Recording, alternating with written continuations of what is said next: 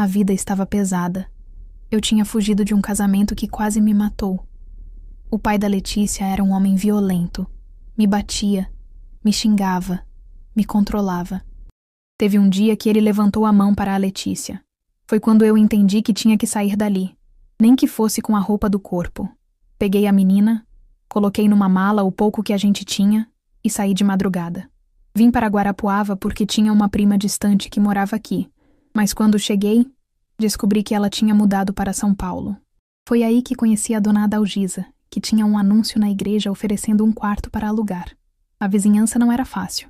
Tinha uma mulher chamada Sueli, que morava em 3 casas para baixo, que vivia fazendo comentários. Eu ouvia ela falando com as outras mulheres na rua, naquele tom que parece que não quer que você escute, mas quer sim. Essas mães que criam filho sozinha, né? A gente nunca sabe onde essas crianças estão. Aquilo doía, porque eu estava fazendo o que podia. Foi nessa época que eu comecei a frequentar a Igreja Assembleia de Deus ali do bairro. Eu precisava de algum lugar onde eu pudesse respirar. A igreja ficava naquela pracinha que eu mencionei, a mesma que a Letícia passava na volta da escola. Era um prédio simples, pintado de branco, com um portão de ferro e uns bancos de madeira lá dentro que rangiam quando a gente sentava. O pastor se chamava Elias, um homem de uns 48 anos, cabelo grisalho, barriga saliente, jeito paternal.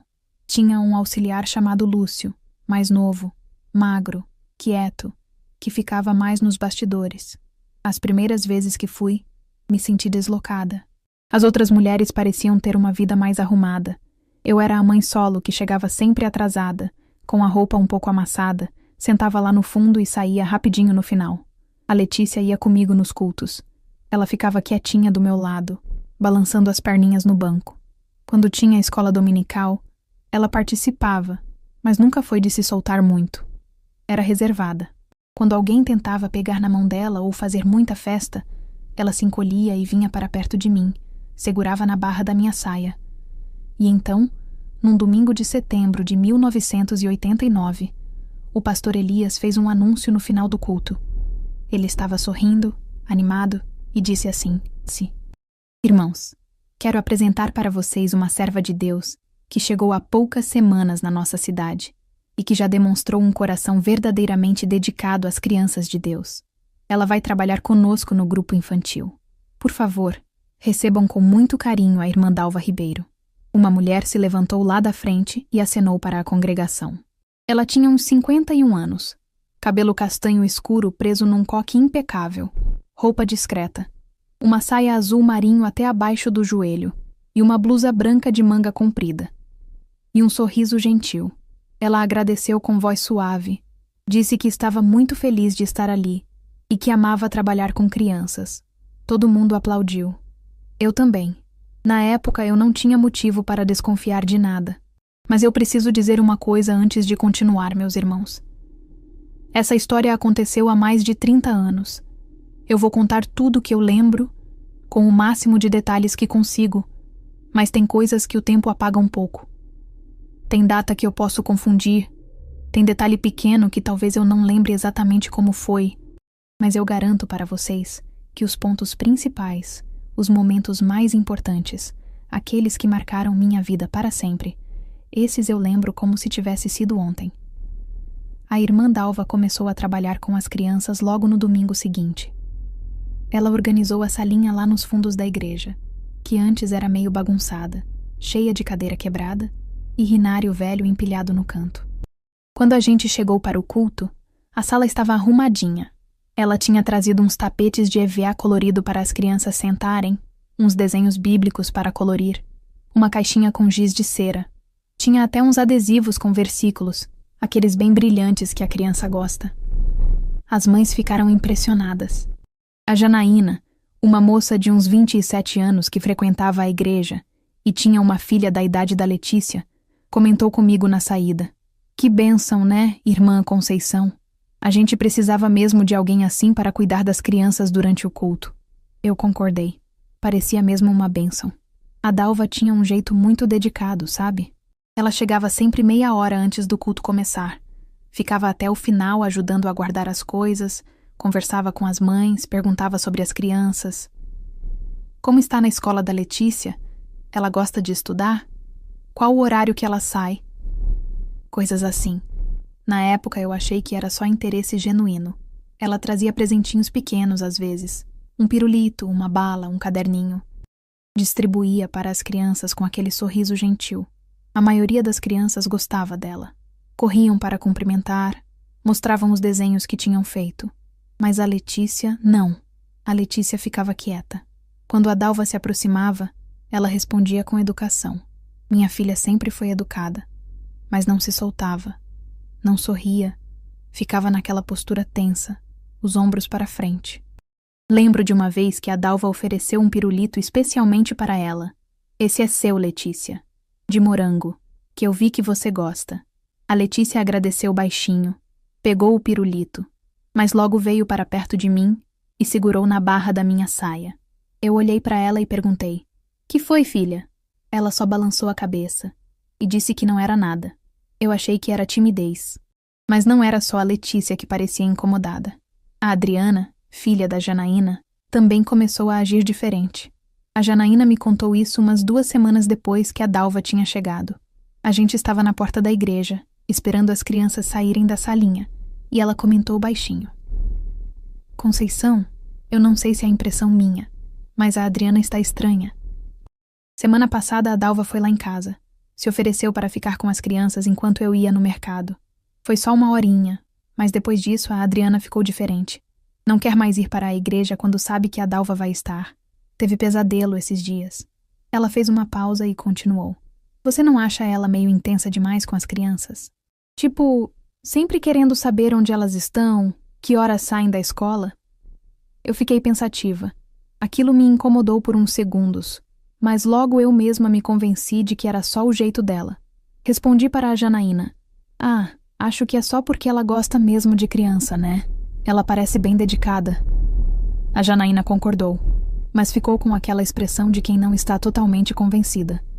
Agora, olhando para trás, eu vejo que a gente estava tentando não parecer paranoica, tentando não julgar. Nessa época também começou a frequentar a igreja um rapaz jovem chamado André Teles. Ele tinha uns 20 anos, tinha acabado de entrar para a polícia e morava ali perto.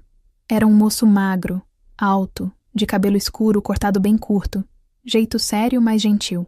Ele sentava sempre nas fileiras do meio, cantava os hinos com aquela voz grave e depois do culto ficava conversando com o pastor Elias e com o irmão Lúcio. Eu não conversava muito com ele, mas notava que ele observava as coisas. Tinha um jeito atento, sabe? Como se estivesse sempre prestando atenção em tudo ao redor. Um dia, depois do culto, eu estava saindo com a Letícia e ouvi o irmão Lúcio conversando com o pastor Elias ali perto da porta. O Lúcio era o auxiliar, um homem de uns 36 anos, magro, de óculos, sempre com uma Bíblia debaixo do braço. Ele tinha um jeito mais analítico, mais cuidadoso. Eu ouvi ele dizer assim: "Pastor, o senhor não acha estranho que a irmã Dalva tenha mudado de cidade tantas vezes nos últimos anos? Ela comentou outro dia que morou em Ponta Grossa, depois em Londrina, depois em Cascavel. Acho que foram 4 cidades em 5 anos. Não é muito?" O pastor Elias deu um sorriso tranquilo e respondeu: "Irmão Lúcio, muita gente muda por causa do trabalho, por causa da família. Não podemos ficar julgando sem conhecer a história completa. A Dalva tem demonstrado um coração puro. Ela é prestativa, dedicada, sempre disposta a ajudar. Vamos confiar, irmão." O Lúcio concordou, mas eu percebi que ele ficou com aquela expressão de quem não está totalmente satisfeito. Ele ajeitou os óculos e disse apenas: "Sim, pastor, o senhor tem razão." Mas o tom de voz dele não parecia convencido. Eu mesma não dei muita importância para aquela conversa. Afinal, como o pastor tinha dito, muita gente muda de cidade. Eu mesma tinha mudado. A Dalva foi se tornando cada vez mais presente na vida da igreja. Ela sempre se oferecia para ajudar em tudo. Precisava limpar a igreja? Ela estava lá. Precisava organizar o lanche depois do culto? Ela trazia bolo, suco e guardanapos. As mulheres da congregação começaram a elogiá-la abertamente. Que mulher de Deus, né? Tão dedicada, tão prestativa. E ela realmente parecia ser. Sempre com aquele sorriso gentil, sempre falando baixinho, sempre citando versículos na hora certa.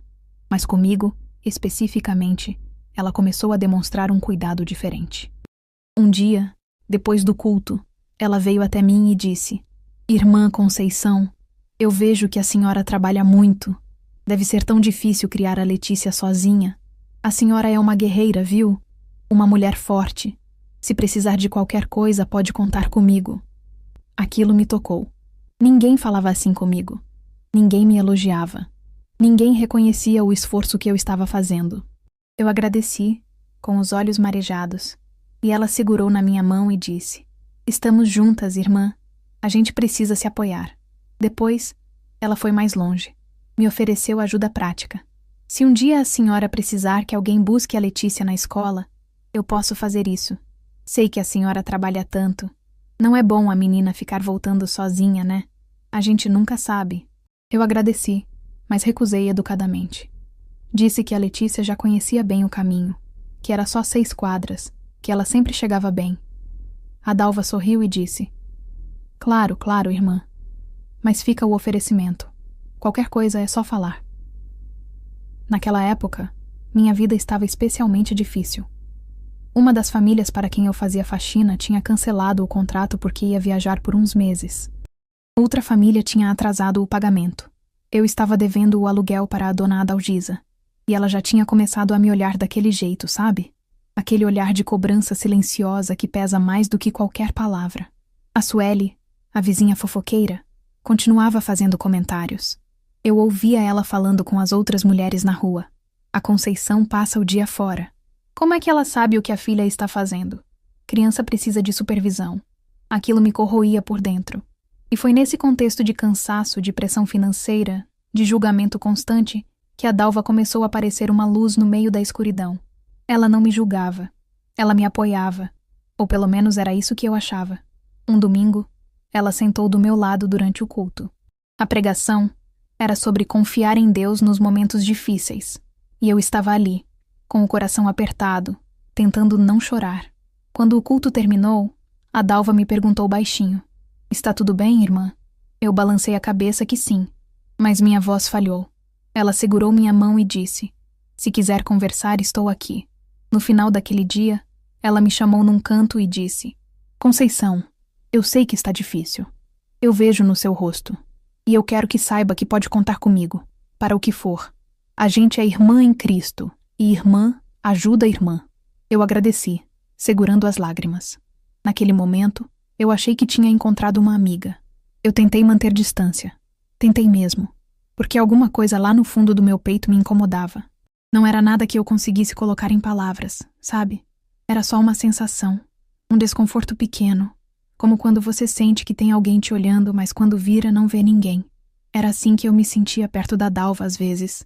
Mas a vida estava ficando cada vez mais difícil, e aquele desconforto parecia bobagem perto dos problemas reais que eu enfrentava. O dinheiro simplesmente não estava dando. A família que tinha atrasado o pagamento acabou dizendo que não ia mais precisar dos meus serviços. Simples assim, sem aviso, sem explicação. Eu perdi 1/3 da minha renda de uma hora para outra. O aluguel vencia dali a 5 dias, e eu não tinha o valor completo. Fui falar com a dona Adalgisa. Tentei explicar que ia atrasar uns dias, mas que eu ia pagar sim, que era só até eu conseguir mais um trabalho.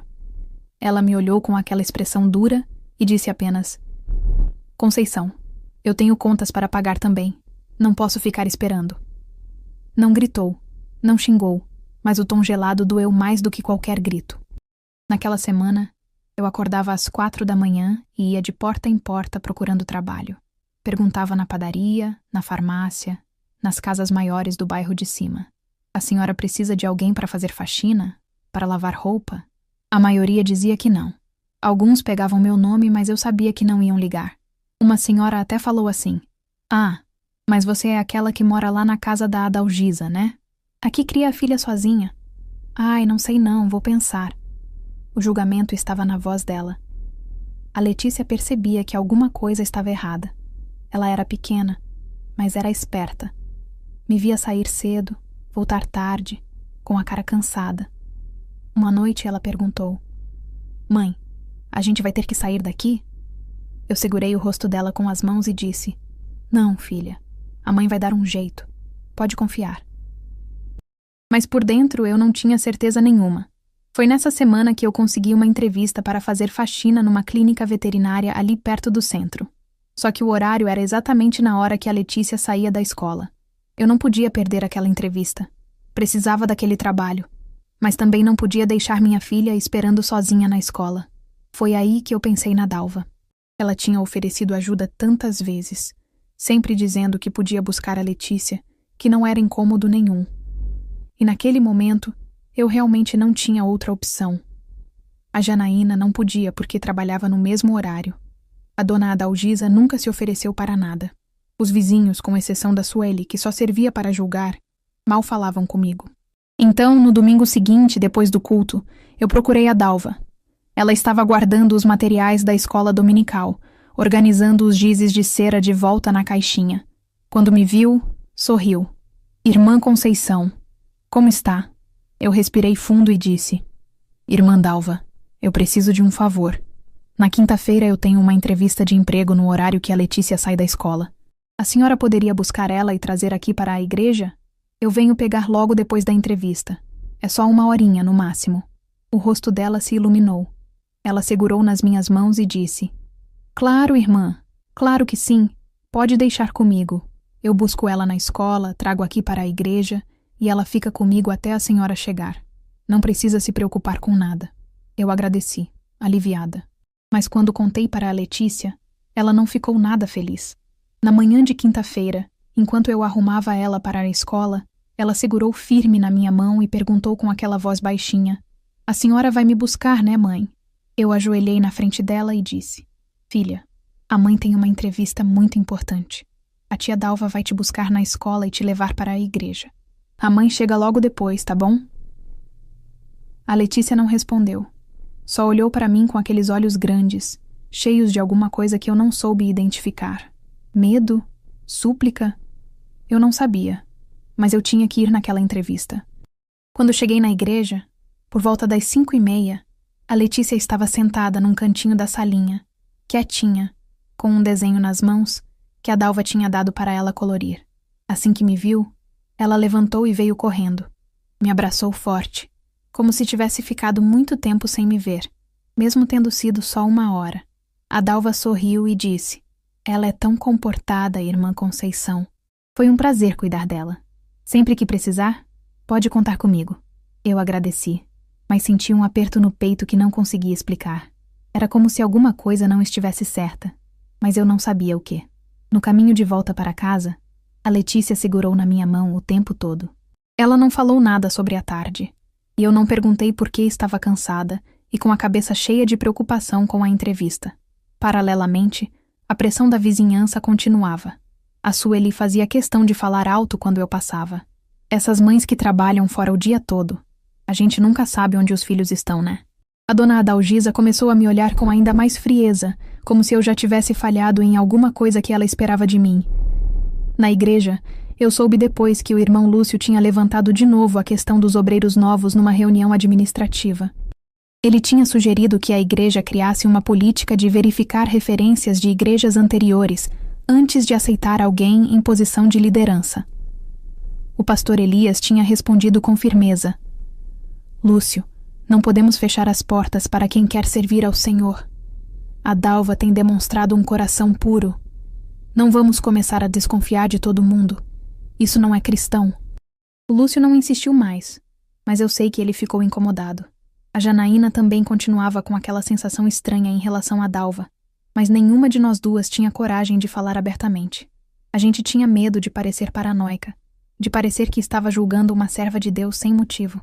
No domingo seguinte, depois do culto, a Dalva se aproximou de mim de novo. Ela disse: Irmã Conceição, deixa eu levar a Letícia até o portão. Quero conversar com ela um pouquinho, conhecer ela melhor. A gente quase não conversa. Ela é tão quietinha. Eu olhei para a Letícia. Ela estava me olhando com aqueles olhos grandes, como se estivesse me pedindo alguma coisa. Mas eu não tinha motivo claro para recusar. A Dalva era uma obreira da igreja, uma mulher de Deus, sempre gentil, sempre prestativa. Por que eu ia dizer não? Então eu disse: Claro, irmã Dalva, pode levar ela. A Dalva pegou na mão da Letícia e começou a caminhar em direção ao portão. A Letícia olhou para trás, procurando meu rosto, e eu acenei para ela. Mas aquele olhar ficou comigo, ficou pesando no meu peito. Era como se ela estivesse me pedindo para não deixar, para ir junto, para não a deixar sozinha com aquela mulher. Mas eu deixei. E esse foi um dos maiores erros que eu cometi na minha vida. Foi numa quinta-feira. Uma quinta-feira comum, de 1989. Eu saí cedo para trabalhar numa casa de família no outro lado da cidade, lá perto do centro. A Letícia foi para a escola normalmente. Eu arrumei as trancinhas dela, dei o café, coloquei o lanche na mochila azul com desenho de ursinho que ela adorava. Ela estava quietinha naquela manhã, mais quieta do que o normal. Antes de sair, ela me abraçou forte e disse: "Até mais tarde, mãe." Eu beijei a testa dela e disse: "Até mais tarde, minha filha. A mãe chega às 5. A rotina era sempre a mesma. A Letícia saía da escola às 3:30 da tarde e fazia o trajeto de 6 quadras até a casa da dona Adalgisa. Passava pela pracinha em frente à igreja, virava à esquerda na rua Santos Dumont, seguia reto até em casa. Eu conhecia cada pedaço daquele caminho. Tinha andado com ela dezenas de vezes. Era seguro. Sempre tinha gente na rua. Sempre tinha comércio aberto. A menina sempre chegava em casa por volta das 4 horas, e eu chegava às 5, 5:30. Mas naquele dia, quando cheguei em casa às 5:15, a Letícia não estava lá. No começo, eu pensei que ela tivesse se atrasado conversando com alguma coleguinha, ou que tivesse ido ao banheiro da escola antes de sair. Esperei. 5:20, 5:30, 5:45. O sol começou a descer. Meu coração começou a bater mais rápido. Saí na rua, olhei para os 2 lados. Nada. Voltei para dentro. Olhei de novo. Nada. Às 6 horas, saí correndo. Gritava o nome dela pelas ruas. "Letícia! Letícia!" Batia nas portas dos vizinhos. "Alguém viu minha filha? Alguém viu a Letícia?" Alguns saíam para ajudar a procurar. Outros só olhavam com aquela expressão que misturava pena e alguma outra coisa que eu não queria reconhecer. A Sueli estava na calçada conversando com outra mulher, e eu ouvi ela dizer baixinho. Eu sabia que ia dar em alguma coisa. Criança sozinha na rua. Corri até a escola. Estava fechada. Bati na porta da frente com força. Gritei. O porteiro apareceu assustado. Eu perguntei se ele tinha visto a Letícia. Ele disse que sim, que ela tinha saído no horário normal, sozinha, como sempre, que estava tudo normal. Senti minhas pernas fraquejarem. Voltei para o bairro. Passei pela pracinha, pela padaria, pelo mercadinho. Perguntei para todo mundo. Ninguém tinha visto. Ninguém sabia de nada. A noite estava caindo de vez, e minha filha não estava em casa. Quando finalmente aceitei que algo estava terrivelmente errado, fui para a delegacia. Estava quase escuro. Eu mal conseguia respirar. Entrei pela porta e disse para o primeiro policial que vi: "Minha filha desapareceu. Minha filha de 7 anos não voltou da escola." Foi o André quem me atendeu. O André Teles, aquele rapaz jovem que frequentava a igreja. Ele estava de plantão. Quando me viu, ele se levantou imediatamente e me levou para uma sala. Disse: "A senhora vai me contar tudo, com calma. Vamos encontrar ela." Eu estava tremendo. Mal conseguia falar direito. Mas relatei tudo. A rotina da Letícia, o trajeto, o horário, o fato de que ela nunca tinha se atrasado antes. Nunca tinha desviado do caminho. O André anotava tudo. Perguntou sobre a roupa que ela estava usando. Saia jeans até o joelho, blusa rosa com uma flor bordada, tênis branco. Perguntou sobre a mochila, azul com desenho de ursinho. Perguntou se ela tinha algum problema em casa, se tinha algum motivo para fugir. Eu disse que não, que jamais. Que ela era uma menina obediente, quietinha, que amava a mãe. O André tratou o caso com seriedade desde o primeiro momento. Ele não me julgou. Não insinuou que era culpa minha. Só anotou tudo e disse que ia começar as buscas imediatamente. Mas então chegou o superior dele. Um homem mais velho, de uns 40 anos, chamado Henrique da Luz. Ele assumiu a coordenação do caso. E o jeito dele era diferente. Ele me olhava com aquela expressão de quem já decidiu o que aconteceu antes mesmo de ouvir a história completa.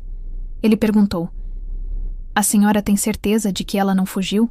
Crianças dessa idade às vezes fazem isso." Ficam chateadas com alguma coisa em casa e saem andando. Eu disse com a voz tremendo de desespero. Minha filha não fugiria. Ela não faria isso. Ela não é assim. Ele anotou, mas o tom de voz dele deixava claro que ele não acreditava muito. Disse que podia ser fuga voluntária, ou que podia ser alguém de fora da cidade que passou por ali e levou ela. Disse isso como se minha filha já estivesse perdida para sempre. O André discordava. Eu via no rosto dele, mas ele era jovem, recém-entrado na polícia.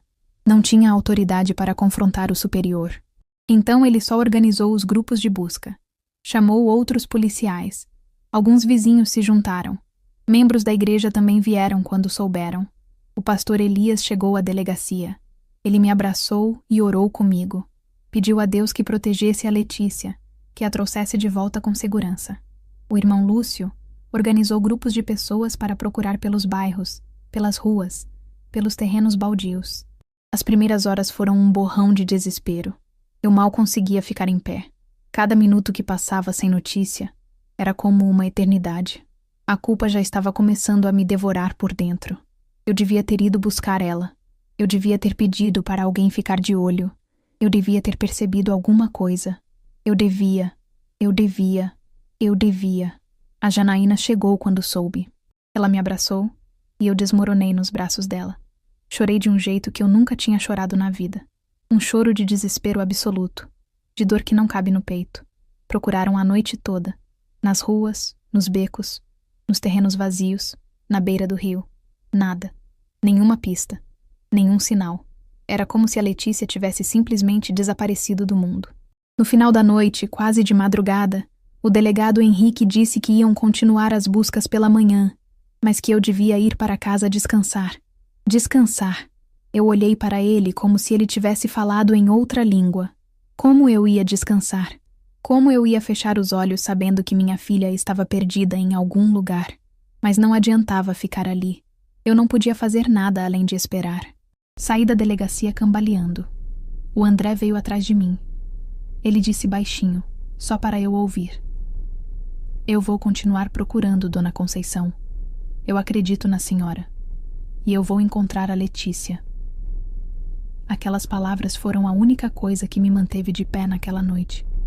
Quando cheguei na casa da Dona Adalgisa, exausta, destruída, com os olhos inchados de tanto chorar, tinha alguém esperando na porta. Era a Dalva. Ela estava ali, com uma expressão de profunda preocupação no rosto, segurando uma marmita nas mãos. Ela veio até mim e me abraçou. Disse: Conceição, minha irmã, eu soube do que aconteceu. Eu vim ficar com você. Você não vai passar por isso sozinha. E naquele momento, destruída como eu estava, eu achei que ela era um anjo que Deus tinha enviado para me amparar. Os dias que seguiram foram os mais escuros da minha vida. Eu não conseguia comer, não conseguia dormir, mal conseguia levantar da cama. Toda vez que eu fechava os olhos, via o rosto da Letícia. Via ela me chamando, me pedindo ajuda, e eu não conseguindo chegar até ela. A polícia continuou as buscas nos primeiros dias, mas eu sentia que a urgência estava diminuindo. O delegado Henrique começou a falar abertamente que provavelmente tinha sido fuga voluntária, ou que alguém de fora tinha levado a menina e já estava longe. Depois de uma semana, as buscas praticamente pararam.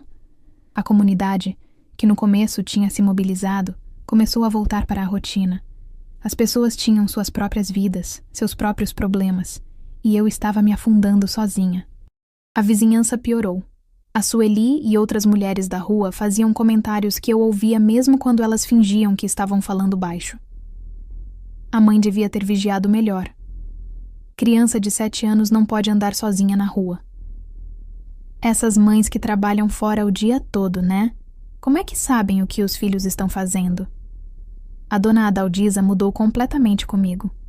Ela me tratava com uma frieza cortante, como se eu tivesse cometido um crime, como se a culpa fosse inteiramente minha.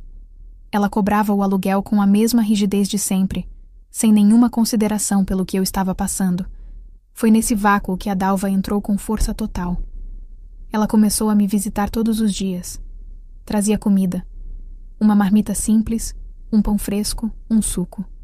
Eu não tinha vontade de comer, mas ela insistia. Sentava do meu lado e dizia: Você precisa se alimentar, irmã. Precisa manter as forças. Quando a Letícia voltar, ela vai precisar de você inteira. Ela orava comigo. Orações longas, com aquela voz suave e compassiva. Falava sobre fé, sobre esperança, sobre como Deus nunca abandona suas crianças. Segurava minha mão quando eu chorava. Me abraçava. Dizia palavras que pareciam acalmar a dor, mesmo que só por alguns minutos. A Dalva se tornou a única pessoa que não me julgava. A única que estava ali, dia após dia, sem me cobrar nada. Quando ela não estava presente, eu sentia que ia enlouquecer. Quando ela chegava, havia um alívio breve, uma ilusão de que alguém realmente se importava. Eu me agarrei a ela como quem se agarra a um pedaço de madeira no meio do oceano. A Janaína tentou me alertar. Ela veio me visitar numa tarde e, depois de ficar um tempo comigo, disse com cuidado: Conceição, você não acha que a Dalva está um pouco próxima demais? Eu sei que ela está tentando ajudar, mas... Não sei, me incomoda. Ela está aqui todo dia, o tempo todo. Eu olhei para a Janaína e respondi com uma voz cansada. Ela é a única que está aqui, Janaína. A única que não me julga. Todo mundo olha para mim como se eu tivesse matado minha própria filha. A Dalva não. Ela me apoia. A Janaína não insistiu, mas ficou com aquela expressão preocupada. Enquanto isso, o André continuava investigando por conta própria. Ele não tinha desistido. Ele revisava os depoimentos que tinha colhido nos primeiros dias, procurando alguma coisa que tivesse passado despercebida. E então, ele notou algo. Quando a Dalva tinha sido entrevistada como amiga da família, ela tinha mencionado detalhes específicos sobre a rotina da Letícia. Detalhes que não tinham sido divulgados publicamente. Ela sabia o horário exato que a menina saía da escola, 3h30. Ela sabia que a Letícia passava pela pracinha da igreja no caminho. Ela sabia que a menina usava uma mochila azul com desenho de ursinho. Essas informações tinham sido mencionadas apenas nos relatórios internos da polícia. O André levou essas observações para o delegado Henrique. Disse que achava estranho, que talvez valesse a pena investigar mais. O Henrique descartou. Disse: Ela é da igreja, André. Claro que sabe essas coisas. As mães conversam entre si. Você está vendo conspiração onde não tem. O André insistiu, mas ela perguntou sobre o trajeto exato antes de eu mencionar, delegado. Ela quis saber se alguém tinha visto a menina na praça antes de eu dizer que a menina passava por lá. Como ela sabia? O Henrique suspirou com impaciência. Você é novo nessa área, André. Nem tudo é mistério. Foca no trabalho e para de perder tempo com essas teorias. O André ficou frustrado, mas não tinha poder para fazer mais nada sozinho. Enquanto isso, a Dalva continuava sua atuação perfeita. Num domingo, a igreja organizou uma vigília de oração pela Letícia. Foi um culto emocionalmente carregado. As pessoas oravam, choravam, pediam a Deus que protegesse aquela criança inocente. A Dalva orou em voz alta. Ela chorou. Ela ergueu as mãos e pediu a Deus, com voz trêmula de emoção, que cuidasse da pequenina Letícia, que está perdida em algum lugar, longe da mãe que tanto a ama. Eu olhei para ela naquele momento e senti uma gratidão imensa misturada com um desespero renovado. Depois do culto, ela veio até mim, segurou minhas mãos e disse: Conceição, você precisa sair um pouco, precisa respirar. Vamos jantar juntas, só nós duas. Você precisa se alimentar direito, se fortalecer. Deus vai trazer a Letícia de volta, eu tenho certeza. Mas quando ela voltar, você precisa estar inteira para receber ela. Já fazia 3 semanas desde o desaparecimento. 3 semanas de tormento, de culpa, de desespero que parecia não ter fundo. Eu não tinha forças para recusar.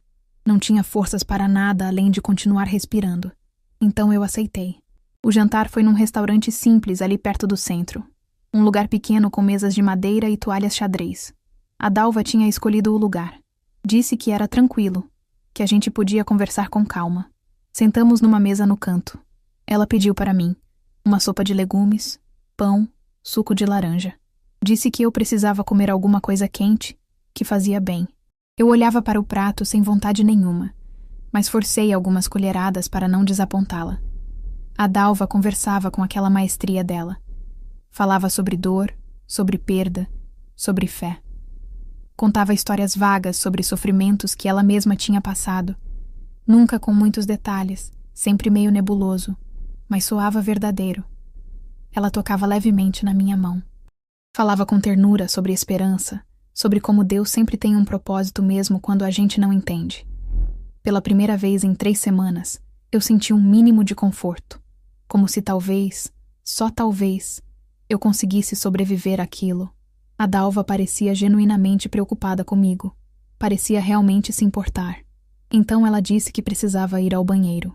Levantou, pegou a bolsa para levar, mas depois mudou de ideia e deixou na cadeira. Disse: "Já volto, irmã." E foi. Eu fiquei ali, mexendo na sopa sem vontade, olhando para o nada. Foi quando ouvi um barulho seco. Olhei para baixo. Uma caneta tinha caído da bolsa da Dalva, que estava na cadeira ao lado. Abaixei para pegar. Era uma caneta comum, azul. Peguei ela e, quando ia colocar de volta, percebi que o zíper lateral da bolsa estava entreaberto. Não muito, só uma fresta, mas dava para ver o interior. E foi aí que eu vi o bracelete rosa da Letícia. Aquele bracelete que ela tinha ganhado no último aniversário, com o nome dela gravado em letrinhas prateadas. Aquele bracelete que ela adorava, que nunca tirava do pulso. O mundo inteiro parou. Meu coração disparou. Senti as mãos começarem a tremer. A náusea subiu pela garganta. Olhei de novo, pensando que estava vendo errado, que estava enlouquecendo. Mas não, era o bracelete da Letícia. Eu conhecia cada detalhe daquele bracelete. Não tinha como ser outro. Não havia explicação. Não havia justificativa. Aquele objeto não podia estar ali. Não podia, a menos que... Dalva tinha levado minha filha. A dor que atravessou meu peito naquele momento foi indescritível. Era horror, raiva, desespero, tudo junto, tudo de uma vez. A vontade de gritar era quase incontrolável. A vontade de levantar, de correr para o banheiro, de pegar aquela mulher pelo pescoço e exigir que ela me dissesse onde estava minha filha. Mas alguma coisa me segurou. Um instinto. Uma voz lá no fundo da minha mente dizendo: se você confrontar ela agora, se ela perceber que você descobriu, ela vai fugir. E se ela fugir, você nunca mais vai ver a Letícia. Nunca mais. Respirei fundo. Forcei meu corpo a parar de tremer. Coloquei a caneta de volta na mesa, longe da bolsa. Endireitei a postura. Olhei para a porta do banheiro. A Dalva voltou sorrindo. Aquele sorriso gentil de sempre. Sentou, pegou a bolsa e colocou no colo sem nem olhar para dentro.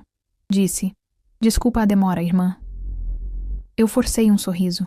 Não sei como consegui, mas consegui. Respondi: "Tudo bem." A voz saiu estranha, mas ela não pareceu notar. Ela continuou conversando, falando sobre fé, sobre esperança, sobre como eu precisava confiar em Deus. Cada palavra era como uma faca.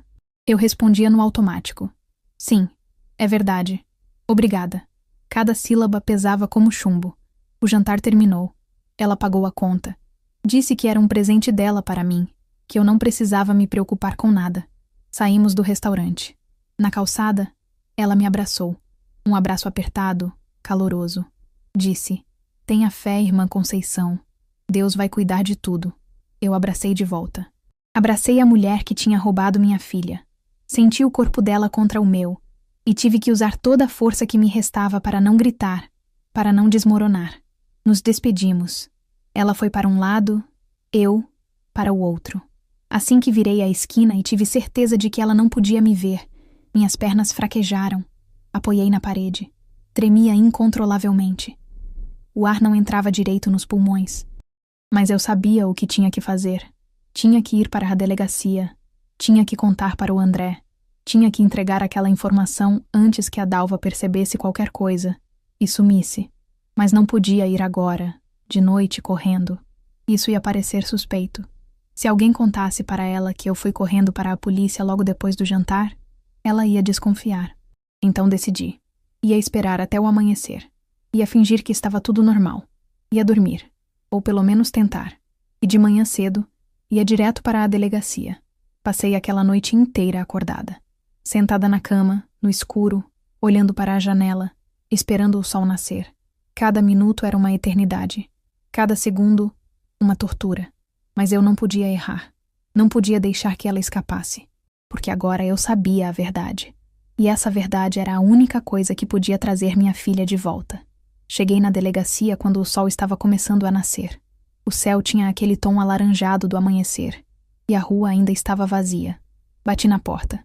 O André estava lá. Ele me viu e abriu imediatamente. Disse: Dona Conceição, o que aconteceu? Ele me levou para uma sala reservada. Fechou a porta. Eu sentei numa cadeira de plástico dura e contei tudo. Cada detalhe. O jantar, a bolsa da Dalva, a caneta que caiu, o bracelete rosa com o nome da Letícia gravado, aquele bracelete que minha filha nunca tirava do pulso. O André anotava tudo, fazia perguntas. A senhora tem certeza absoluta de que era o bracelete dela? Eu disse que sim, que conhecia cada detalhe daquele bracelete. Como a Dalva reagiu quando voltou? Eu expliquei que ela não percebeu nada, que eu fingi normalidade, que tive que abraçar aquela mulher sabendo o que ela tinha feito. Ele me ouviu com total atenção. Não duvidou de mim nem por um segundo. Quando terminei, ele disse: A senhora fez a coisa certa. Se tivesse confrontado ela, a gente teria perdido qualquer chance de encontrar a Letícia. O André foi falar com o delegado Henrique. Dessa vez, o Henrique não podia ignorar. Ele me chamou também. Fez as mesmas perguntas que o André tinha feito. Eu repeti tudo. Então ele disse: Nós vamos reabrir essa investigação com prioridade total. Mas a senhora precisa entender uma coisa. Não podemos alertar a Dalva de jeito nenhum. Se ela desconfiar que descobrimos, ela vai fugir. E se ela fugir, perdemos qualquer pista. Eu entendi. Disse que ia fazer o que fosse necessário. O Henrique começou a trabalhar. Entrou em contato com delegacias das cidades onde a Dalva tinha morado antes. Ponta Grossa, Londrina, Cascavel. As respostas começaram a chegar ao longo do dia. E o que elas mostraram foi aterrorizante. Em 3 cidades diferentes, meninas entre 6 e 9 anos tinham desaparecido logo depois que a Dalva apareceu na região. Em 2 casos, as crianças nunca foram encontradas. Em um caso, uma menina reapareceu meses depois em outro estado, em condições terríveis, mas ninguém foi preso. Ninguém conseguiu provar nada. Tinha um padrão. Era inegável. A Dalva se mudava. Ficava alguns meses.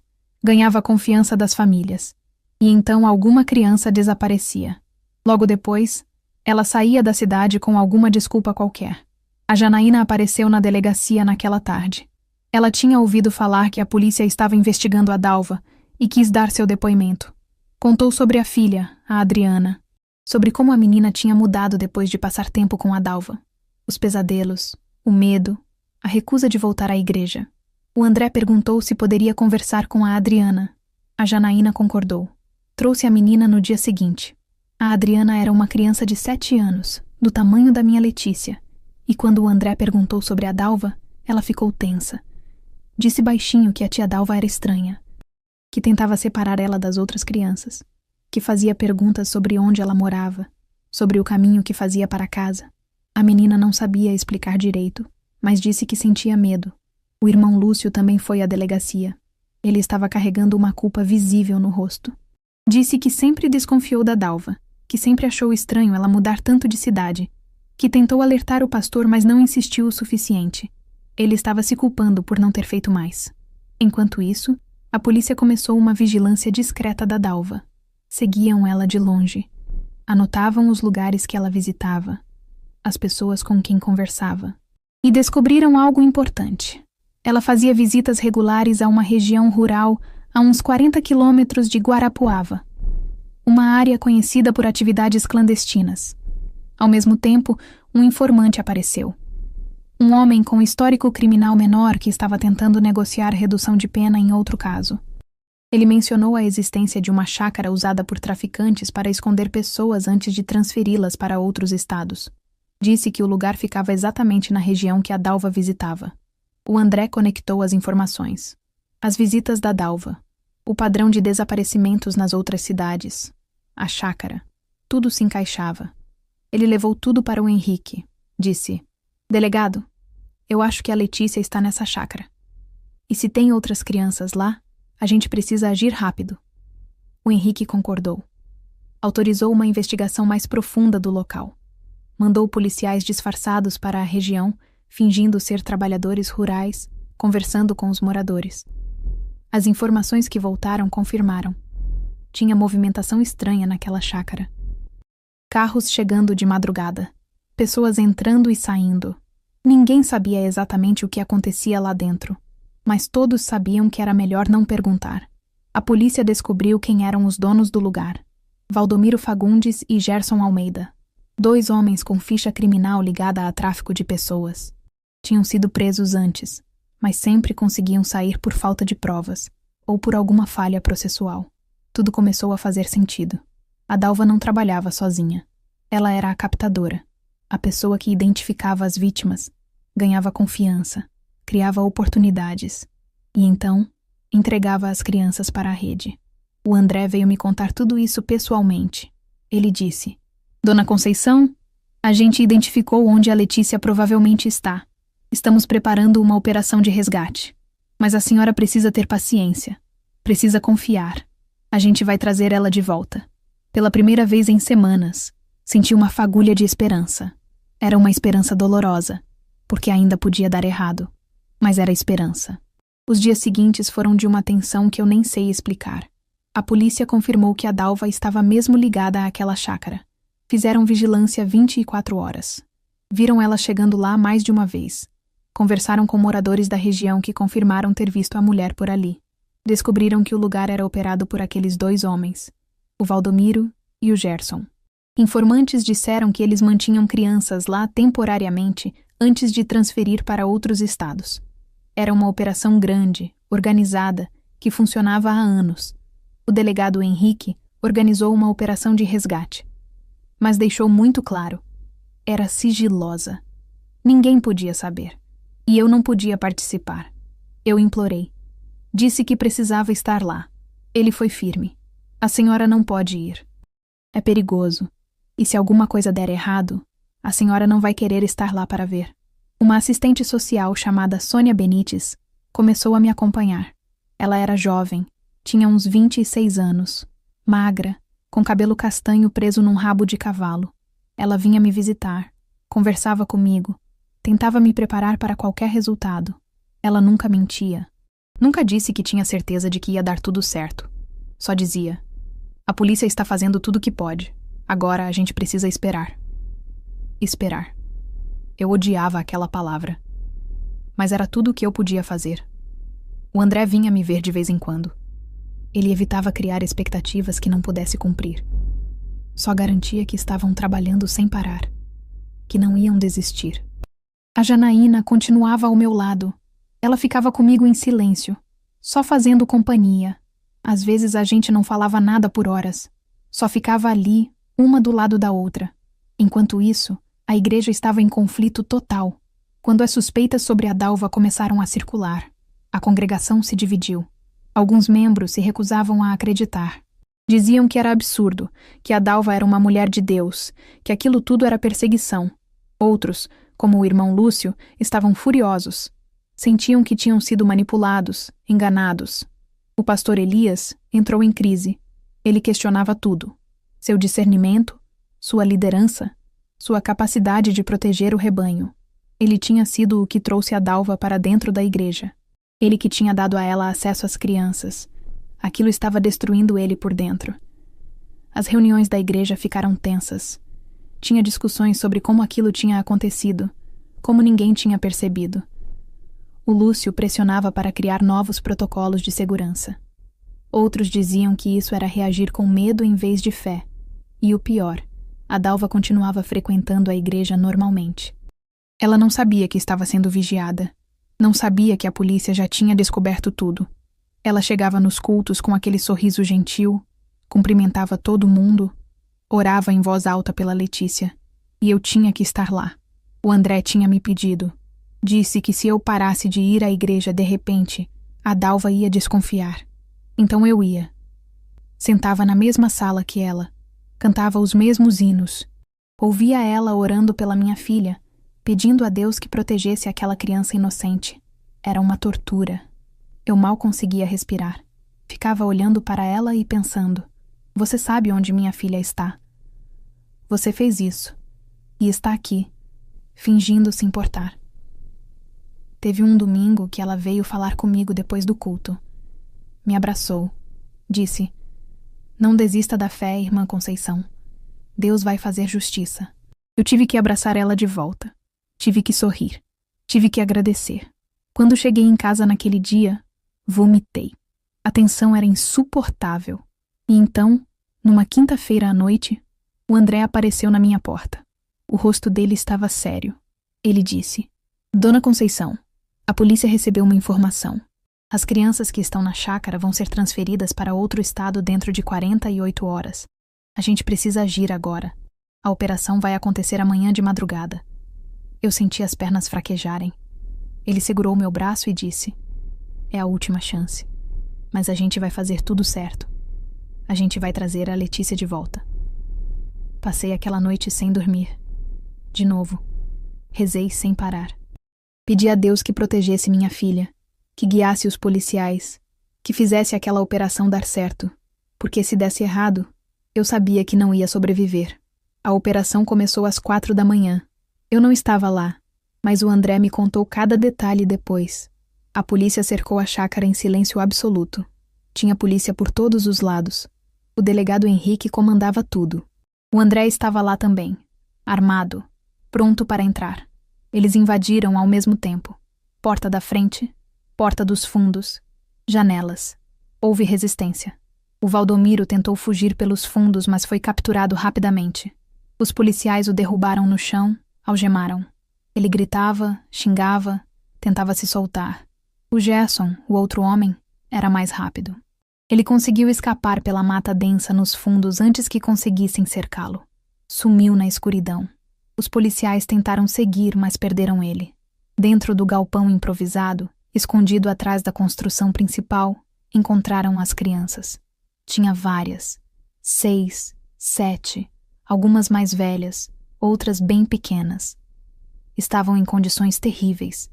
Magras, sujas, assustadas. Algumas choravam. Outras estavam em silêncio, olhando para o nada. E no meio delas estava a Letícia. Minha filha estava muito magra. Olheiras fundas, roupas sujas e rasgadas, cabelo desgrenhado. Quando viu os policiais entrando, ela se encolheu no canto, aterrorizada. O André se aproximou devagar. Ele ajoelhou na frente dela. Falou com voz suave: "Letícia, você está segura agora. Ninguém vai te machucar. Sua mãe está esperando você." Ela olhou para ele sem reagir, como se não conseguisse processar que aquilo era real, como se tivesse medo de acreditar. Ele estendeu a mão. Ela olhou para a mão dele por um longo tempo. Então, devagar, segurou. Levaram todas as crianças para fora. Paramédicos estavam esperando. Cobertores, água, atendimento médico imediato. Horas depois, quando finalmente me deixaram ir até lá, eu estava tremendo tanto que mal conseguia ficar em pé. A Sônia estava comigo. Ela segurava meu braço, me ajudava a caminhar. Chegamos no local. Tinha viatura policial por todo lado. Fita amarela isolando a área. Pessoas de uniforme indo e vindo. E então eu vi. A Letícia estava sentada numa cadeira, envolta num cobertor, sendo examinada por um paramédico. Parei na entrada do galpão. Olhei para ela. Minha filha, minha pequena. Ali, viva. Ela levantou os olhos, me viu. Demorou alguns segundos para reconhecer. Ela piscou, franziu a testa, como se estivesse num sonho e não soubesse se era real. Então eu disse o nome dela, Letícia. E algo quebrou dentro dela. Ela levantou. Começou a correr. Tropeçou no cobertor. Eu corri também. Nos encontramos no meio. Ela se jogou nos meus braços e nós duas caímos no chão. Eu segurei ela com toda a força que eu tinha. Beijei a testa dela 1000 vezes. Segurei o rosto dela com as mãos. Olhei nos olhos dela. Repeti sem parar. Você está aqui. Você está aqui. Minha filha. Você está aqui. Ela chorava. Eu chorava. A gente ficou ali no chão, abraçadas, desmoronando juntas. O mundo inteiro podia estar acabando ao nosso redor que eu não ia perceber. Nada importava além daquele abraço. As outras crianças olhavam em silêncio. Algumas choravam também. Outras só observavam, como se quisessem acreditar que elas também iam encontrar suas mães. Depois de um tempo que pareceu eternidade e ao mesmo tempo passou rápido demais, Os paramédicos vieram. Disseram que precisavam examinar a Letícia direito. Eu não queria soltar ela.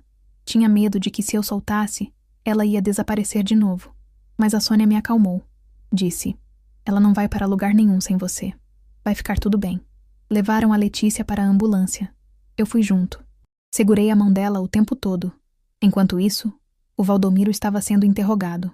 O André me contou depois que ele começou a falar. Disse que a Dalva era a captadora, que ela identificava crianças de famílias vulneráveis, ganhava confiança, criava oportunidades e as entregava para a rede. Ele deu nomes de outras pessoas envolvidas. Descreveu como a operação funcionava. Tudo em troca de redução de pena. Mas naquele momento, eu não estava pensando em nada disso. Só estava olhando para minha filha. Ela estava viva, estava aqui, nos meus braços, e a Dalva ainda não sabia de nada. Poucas horas depois do resgate, a polícia foi até a casa da Dalva. O André me contou depois que, quando eles chegaram lá, ela estava arrumando malas. Tinha roupas espalhadas pela cama, uma mala aberta, como se estivesse se preparando para sair da cidade discretamente. Quando viu os policiais na porta, ela tentou manter a compostura. Sorriu. Perguntou se podia ajudar em alguma coisa. Mas quando o delegado Henrique disse que ela estava presa por envolvimento em sequestro e tráfico de pessoas, o sorriso desapareceu. Ela tentou negar. Disse que era um absurdo, um mal-entendido, mas as provas eram incontestáveis. O bracelete da Letícia foi encontrado na bolsa dela. Os testemunhos, as ligações confirmadas com a rede criminosa, o padrão de desaparecimentos nas outras cidades. Tinha até moradores da região rural que confirmaram ter visto ela na chácara várias vezes. Levaram ela para a delegacia. Durante o interrogatório, ela continuou negando no começo. Mas quando mostraram todas as evidências, quando ela percebeu que não tinha saída, começou a confessar.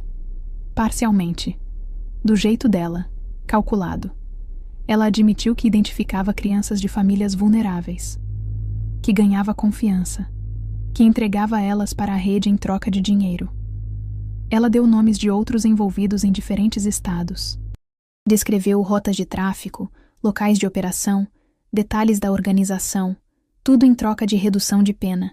O André me contou depois um detalhe que me fez sentir ainda mais enjoo. Quando revistaram a casa da Dalva, encontraram uma caixa escondida debaixo da cama.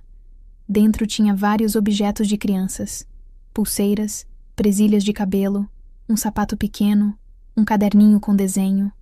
Eram troféus, souvenirs das vítimas dela. O psicólogo que analisou o caso disse que era uma compulsão, uma forma dela manter controle sobre as crianças mesmo depois de entregá-las. Por isso ela tinha guardado o bracelete da Letícia. Não foi descuido, foi doença. Uma doença que, graças a Deus, acabou sendo a própria armadilha dela. Mas ela nunca demonstrou remorso verdadeiro. Nunca pediu desculpas. Nunca chorou pelas crianças. Era tudo negociação. Tudo interesse próprio até o fim. A notícia se espalhou por Guarapuava como fogo. A comunidade reagiu com choque, horror e vergonha profunda. Como aquela mulher tinha conseguido enganar tanta gente. Como ninguém tinha percebido. A igreja entrou em crise devastadora. O pastor Elias teve um colapso emocional. Ele tinha sido o que trouxe a Dalva para dentro da congregação. Ele que tinha dado acesso às crianças. Ele que tinha descartado as preocupações do irmão Lúcio. Aquilo destruiu ele. Ele questionava sua vocação, seu discernimento, sua capacidade de liderar. Alguns membros deixaram a igreja. Não conseguiam processar a traição. Não conseguiam voltar para aquele lugar sabendo que uma criminosa tinha estado ali, no meio deles, fingindo servir a Deus. O irmão Lúcio assumiu uma postura mais firme. Ele implementou novos protocolos de segurança. Verificação de referências obrigatória para qualquer pessoa que fosse trabalhar com crianças. Nunca mais um adulto ficaria sozinho com uma criança sem que outro adulto estivesse presente. Ele estava determinado a que aquilo nunca mais acontecesse. A Janaína me procurou uns dias depois do resgate. Ela chegou na minha casa com os olhos vermelhos. Sentou do meu lado e disse: Conceição, eu devia ter insistido mais. Devia ter falado mais alto. A Adriana tinha medo da Dalva, e eu sabia. Mas eu não fiz nada. Eu segurei a mão dela e disse: Janaína, eu também vi os sinais na Letícia. Também senti que tinha alguma coisa errada. Nenhuma de nós conseguiu nomear o perigo porque ele estava disfarçado de bondade. A culpa não é nossa.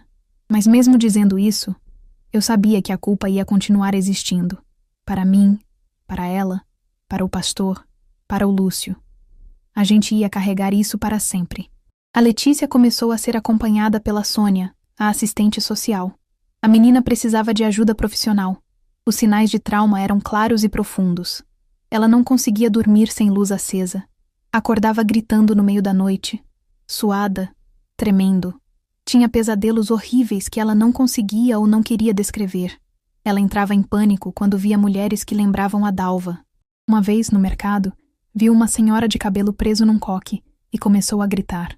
Segurava na barra da minha saia o tempo todo, como se tivesse medo de que eu fosse desaparecer também se ela me soltasse por um segundo. Ela evitava falar sobre os dias em cativeiro. Quando alguém perguntava, ela ficava muda. Desviava o assunto. Ou simplesmente saía do lugar. A Sônia trabalhava com ela devagar, sem forçar. Ela me orientava sobre como lidar com os episódios de ansiedade, como respeitar o tempo da Letícia sem reforçar os medos. Era um processo exaustivo. Tinha dias que eu sentia que a gente estava avançando. Tinha dias que parecia que a gente tinha voltado para o começo. A vida financeira continuava difícil. Eu tinha perdido trabalhos durante o período do desaparecimento. E agora eu precisava estar presente o tempo todo para a Letícia. Não dava para sair o dia inteiro e deixar ela sozinha. Ela não conseguia ficar sozinha. A dona Adalgisa, pela primeira vez, demonstrou alguma compaixão.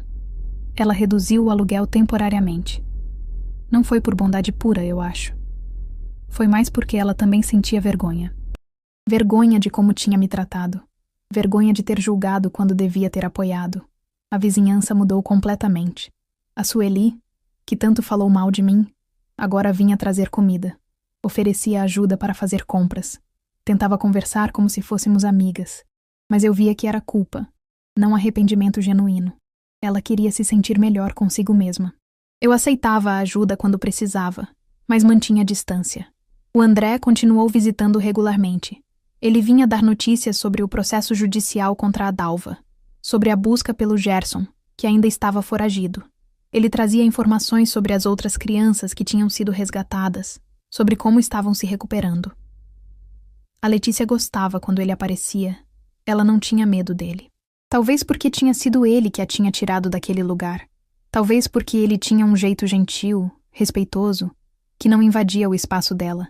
A igreja tentou se reorganizar, mas a sombra da Dalva continuava ali. O pastor Elias tinha envelhecido 10 anos em questão de semanas. Ele implementou todas as mudanças que o Lúcio sugeriu. Criou protocolos rígidos, mas a confiança tinha sido quebrada. Eu raramente frequentava os cultos. Quando ia, sentava perto da saída, pronta para sair correndo se a Letícia demonstrasse qualquer desconforto.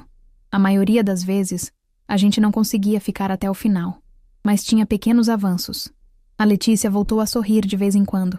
Aceitou brincar com alguns brinquedos que eu comprei para ela. Conseguiu dormir algumas noites inteiras sem acordar gritando. Eram progressos pequenos, lentos, frágeis. Qualquer coisa podia causar um retrocesso, mas eram progressos. Eu percebi que o resgate tinha sido apenas o começo. A batalha para trazer minha filha de volta fisicamente tinha sido vencida. Mas a guerra para trazer ela de volta emocionalmente estava só começando. E essa guerra ia durar anos. 6 meses depois do resgate, a vida ainda era uma luta diária. A Letícia continuava tendo pesadelos intensos. Ela acordava gritando pelo menos 3 vezes por semana. Eu corria para o quarto, acendia a luz, segurava ela nos braços até ela se acalmar. Ela tremia, suava, chorava. E eu só podia segurar e repetir: "Está tudo bem, minha filha. Você está segura. A mãe está aqui." Ela não conseguia sair sozinha nem para o quintal. Tinha medo do paralisante de escuro. Todas as luzes da casa precisavam ficar acesas a noite inteira. A conta de luz ficou cara, mas eu não ligava. Se era isso que ela precisava para se sentir segura, então que ficasse acesa. Tentei sugerir que ela voltasse para a escola. Foi um erro. Ela entrou em crise de pânico. Começou a gritar, a chorar, a tremer. Disse que não ia, que não podia, que tinha medo. Eu nunca mais toquei no assunto. A Sônia continuava vindo toda semana. Ela trabalhava devagar com a Letícia, construindo confiança, ajudando ela a processar o trauma sem forçar nada. Ela me ensinava como lidar com os episódios de ansiedade, como validar os sentimentos da Letícia sem reforçar os medos de forma prejudicial. Era um equilíbrio difícil. O processo era exaustivo. Tinha dias que eu acordava sem forças para levantar. Mas eu tinha que levantar. Porque a Letícia precisava de mim. A situação financeira continuava complicada. Eu fazia alguns bicos quando conseguia, mas precisava estar em casa na maior parte do tempo. A Letícia não podia ficar sozinha. A dona Adalgisa manteve o aluguel reduzido por mais alguns meses, mas eu sabia que aquilo não ia durar para sempre. A vizinhança continuou mudando. A Sueli aparecia quase toda semana com alguma coisa. Um bolo, uma marmita, oferecimento para ir ao mercado. Eu aceitava quando necessário, mas não tinha ilusão. Ela estava tentando aliviar a própria culpa, não me ajudar de verdade. Outros vizinhos faziam o mesmo. Pessoas que antes me julgavam agora tentavam se aproximar, mas eu mantinha distância emocional. Eu tinha aprendido da pior forma possível que nem todo mundo que sorri quer seu bem. O André continuava visitando. Ele trazia notícias sobre o processo. A Dalva tinha sido condenada a uma pena longa. Tráfico de pessoas, sequestro, associação criminosa, vários outros crimes. Ela ia passar décadas na prisão. O Valdomiro também tinha sido condenado. O Gerson ainda estava foragido, mas a polícia continuava procurando. Quando o André vinha, a Letícia ficava mais calma. Ela conversava com ele. Não muito, mas conversava. Ele nunca pressionava. Nunca fazia perguntas sobre o cativeiro. Só perguntava como ela estava, se tinha feito alguma coisa legal durante a semana. Coisas simples assim. A igreja estava diferente também. O pastor Elias tinha envelhecido visivelmente. Os cabelos mais brancos, os ombros curvados, a voz mais fraca. Ele tinha implementado todos os novos protocolos de segurança, mas a culpa continuava pesando nele. Eu via nos olhos dele toda vez que a gente se encontrava. Eu ia à igreja ocasionalmente. Sempre sentava perto da porta. A Letícia ficava grudada em mim o tempo todo. Se alguém tentava falar com ela, ela se escondia atrás de mim. A maioria dos membros entendia e respeitava. Mas tinha alguns que insistiam em dizer coisas como "Deus curou ela, né?" Ou "Graças a Deus está tudo bem agora." Eu sorria e agradecia, mas por dentro ficava com raiva. Não estava tudo bem. Estava longe de estar tudo bem. Mas tinha momentos bons também. Pequenos momentos que me davam esperança. A Letícia voltou a sorrir de vez em quando. Um sorriso pequeno, rápido, mas era um sorriso. Ela aceitou brincar com uma boneca que eu comprei. Ela conseguiu dormir uma semana inteira sem pesadelos. Foram só 7 noites, mas foram 7 noites de paz. Ela começou a desenhar. A Sônia tinha sugerido como forma de expressão. A Letícia desenhava flores, casas, o sol. Nunca desenhava pessoas, mas desenhava coisas bonitas, e isso já era alguma coisa. Eu comecei a perceber que a cura não era uma linha reta. Não era uma coisa que você alcança e pronto, acabou. Era uma jornada cheia de idas e vindas. Tinha dias bons e dias ruins. Tinha semanas de progresso e semanas de retrocesso. Mas a gente continuava, porque era isso que a gente tinha que fazer. E lá no fundo, muito lá no fundo, eu começava a acreditar que talvez um dia a gente conseguisse viver de novo. Não da mesma forma. Nunca ia ser como antes. Mas talvez a gente conseguisse construir uma vida nova. Uma vida onde as cicatrizes existissem, mas não definissem tudo. E agora, meus irmãos, eu estou aqui em 2025. Tenho 72 anos. A Letícia tem 43. Nós duas decidimos revisitar essa história juntas. Não para gravar nem para testemunho público. Só para a gente mesma. Para fechar esse ciclo que ficou aberto por tanto tempo. Sentamos aqui em casa. Eu contando. Ela ouvindo. Ela segura minha mão enquanto eu falo. Quando chego na parte do jantar, quando falo sobre o momento em que vi o bracelete dela na bolsa da Dalva, minha voz treme. A Letícia aperta minha mão mais forte. Não precisa dizer nada. Só aperta. Uns dias depois de eu terminar de contar tudo, a gente recebeu uma visita. O André. Ele tem 56 anos agora. Se aposentou da polícia há poucos anos. Ele veio tomar um café com a gente, conversar sobre aqueles dias de 1989. Ele me disse uma coisa que eu nunca vou esquecer. Ele disse: Conceição. Aquele caso definiu minha carreira inteira. Depois do que aconteceu com a Letícia, eu me especializei em desaparecimentos de crianças. Desenvolvi protocolos de investigação. Salvei outras vidas por causa do que aprendi com você. Você me ensinou que acreditar nas vítimas pode fazer toda a diferença. Aquilo me emocionou profundamente. Saber que o sofrimento da gente tinha servido para proteger outras famílias. Que não tinha sido em vão. O André também me contou que o Gerson, aquele homem que fugiu da chácara, foi morto em 2014, num confronto policial em outro estado. Ele estava cometendo crime parecido quando foi pego. O Valdomiro continua preso. E a Dalva, com 87 anos agora, permanece numa unidade prisional feminina. Ela está debilitada, sem visitas, esquecida. A existência dela praticamente desapareceu do mundo, mas não desapareceu da nossa memória. Dias depois, recebemos outra visita, a Sônia. Ela tem 62 anos agora e se tornou referência nacional em atendimento a vítimas de trauma infantil. Ela veio nos ver e nós conversamos sobre como aquele caso mudou a vida dela também. Ela disse: "Vocês duas me mostraram a importância do acompanhamento pós-resgate. Quantas famílias eu consegui ajudar por causa do que aprendi com vocês? Quantas crianças tiveram um tratamento adequado, porque eu sabia o quanto isso era essencial. Foi reconfortante ouvir isso. Saber que mesmo na dor, mesmo no trauma, alguma coisa de bom tinha nascido. Eu e a Letícia fizemos uma caminhada pelas ruas de Guarapuava. Passamos pela antiga casa da dona Adalgisa, onde a gente morava naquela época. Passamos pela igreja, pela escola, pelo trajeto que ela fazia sozinha aos 7 anos. Caminhamos juntas agora, em silêncio, processando décadas de dor e de cura, olhando para aqueles lugares que guardavam tantas memórias. A casa da dona Adalgisa estava diferente, pintada de outra cor, com outros moradores. Ela faleceu há 8 anos, e eu fui ao velório. Não por ela exatamente, mas porque precisava fechar aquele ciclo. Ela nunca pediu desculpas pela forma como me tratou naqueles dias terríveis, mas nos últimos anos de vida dela, quando nos cruzávamos na rua, havia uma vergonha silenciosa no olhar.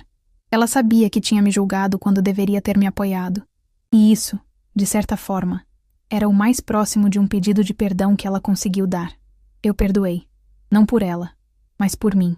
Eu disse para minha filha: "Sabe, filha, eu nunca mais consegui ver domingo à noite sem lembrar daquele jantar. O momento em que descobri que o maior inimigo que eu já enfrentei na vida estava sentado na minha frente, sorrindo, fingindo consolo." A Letícia ficou quieta por um tempo. Depois disse: "Mas foi também um momento que me salvou, mãe. Se a senhora tivesse confrontado ela naquela hora, eu não estaria aqui." Eu olhei para minha filha, adulta, funcional. Ela construiu uma vida apesar de tudo. Trabalha como auxiliar administrativa numa empresa aqui em Guarapuava. Tem relacionamentos. Tem amigos. Vive. Não é uma vida sem cicatrizes. As marcas estão lá, mas ela vive. E isso é a verdadeira vitória. Eu carreguei culpa por anos. Culpa por não ter percebido os sinais antes. Culpa por ter confiado na Dalva. Culpa por ter deixado aquela mulher se aproximar da minha filha. Mas a Letícia me disse uma coisa que mudou minha perspectiva. Ela disse: "Mãe, a senhora fez o impossível. A senhora manteve a calma quando qualquer pessoa teria desmoronado. A senhora fingiu normalidade sentada na frente de quem sequestrou sua própria filha. E foi isso que me trouxe de volta. A senhora me salvou." Eu chorei. Chorei como não chorava há anos. E ela me abraçou. E nós duas ficamos ali, abraçadas, deixando décadas de dor finalmente encontrarem algum descanso. Essa história nunca vai me abandonar completamente. Ela faz parte de quem eu sou. Mas eu retomei o controle da minha própria narrativa. Eu não sou mais só a mãe que quase perdeu a filha. Eu sou a mãe que lutou, que acreditou, que não desistiu. Eu sou a mulher que sobreviveu ao pior pesadelo que uma mãe pode enfrentar e ainda assim continuou em pé. E hoje, ao contar essa história para vocês, meus irmãos, eu falo com a voz que foi silenciada pelo trauma. Eu falo com a força que pensei ter perdido. Eu falo pela graça de Deus que me sustentou quando eu achei que ia morrer de dor. Se você que está me ouvindo está passando por alguma escuridão, Se está enfrentando algo que parece impossível de superar, eu quero que saiba. Você é mais forte do que imagina. E Deus não abandona seus filhos nas trevas. Antes de terminar, eu queria pedir que vocês incluíssem nas suas orações a nossa irmã Vicência. Ela me enviou um pedido de oração muito especial. Ela pediu para orarmos por Victor Eduardo Valdirene Alzirene Andrew, Vanessa Matos, Emerson Valente, Victoria Letícia, Bárbara, Valentina, Vicência, e por Dineia, Flaviane, e também por Jaime e Sofia. São muitas pessoas que a irmã Vicência carrega no coração, cada uma passando por suas lutas, cada uma precisando da intercessão dos irmãos. Eu peço que vocês incluam todos esses nomes nas suas orações diárias. Que Deus cubra cada um deles com proteção, com livramento, com a graça e a misericórdia do Senhor. Se esse testemunho tocou seu coração, se inscreva no canal, deixe seu like e compartilhe com alguém que precisa ouvir uma história de fé e superação.